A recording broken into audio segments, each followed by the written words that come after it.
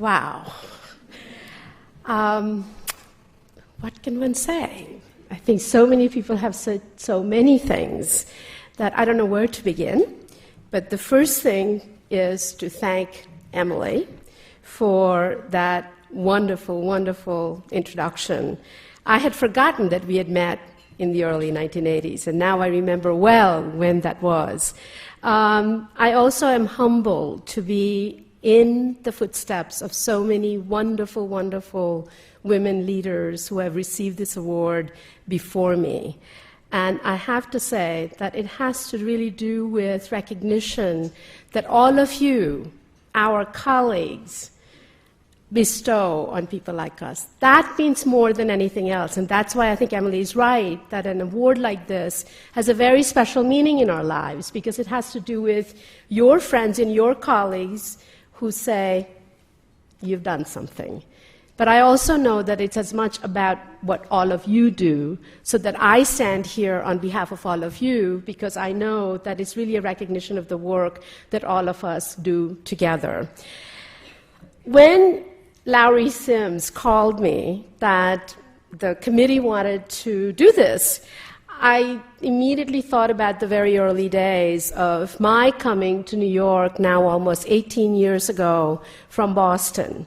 And ArtTable was one of the first organizations that really reached out to me as a new director of the Asia Society Galleries then, and it was through my very good friends, Linda Sweet and Lynn Gumpert. Both of them are here. Both of them were active members of the ArtTable, and they said, you know, you should join this organization. And I said, it's too much about Western art. And they said, no, that's why you need to be there. And indeed, I was so welcome because of the openness of this organization, that then I joined the board from 1992 to 94, and indeed Emily and I had the pleasure of working together during that time, and I'm very proud to say that it was all of us in a committee that started this lunch. And I have to tell you, some of you will remember that first lunch at the athletic, no, it was the University Club. And we had, what, about 100 people? We were not quite sure. And rest, as they say, is history. And you're all here. So indeed, this is really like being with a family. And in the Indian tradition, family can be 500 people. It's okay. I recognize that an award like this is really as much a recognition of an individual, and perhaps even more importantly, a recognition of the institution that you work for.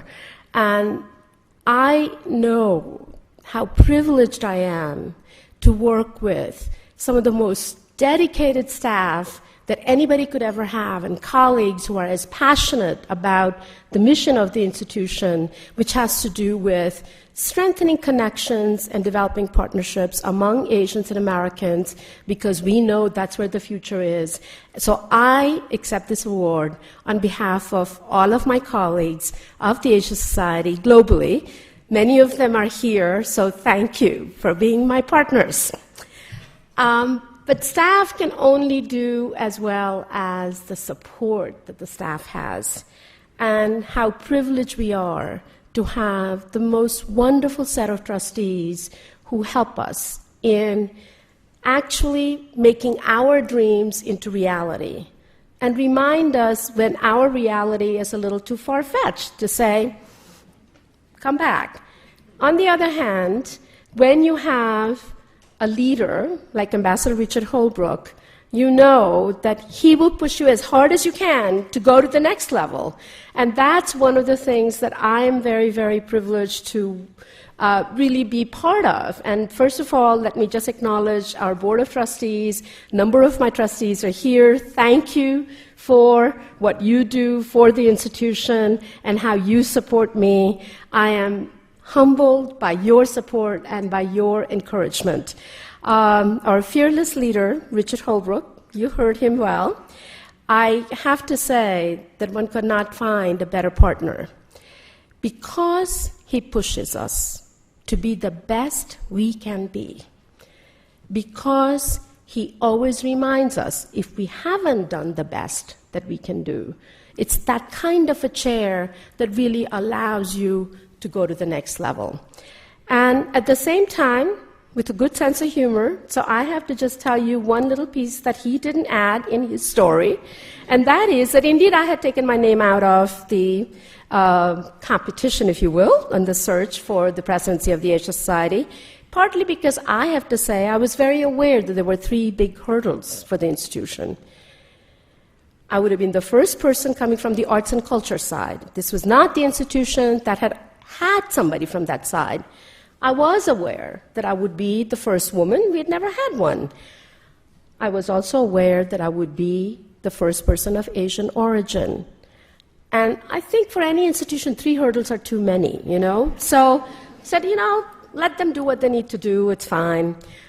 And I took my name out. So when that happened, Richard Holbrooke, the diplomat par excellence in the world, says to me, "You outmaneuvered me." And I said, coming from him, I'll take that as a compliment.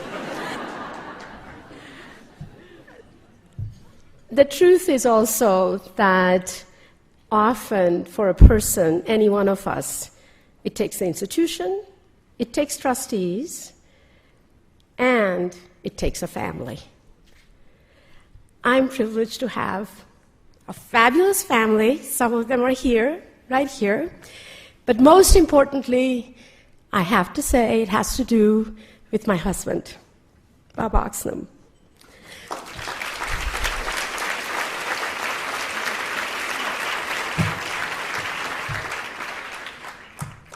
A very good friend of ours, Cliff Wharton, said to me one time when he was giving an award to his wife, Dolores Wharton, and he said he's finally realized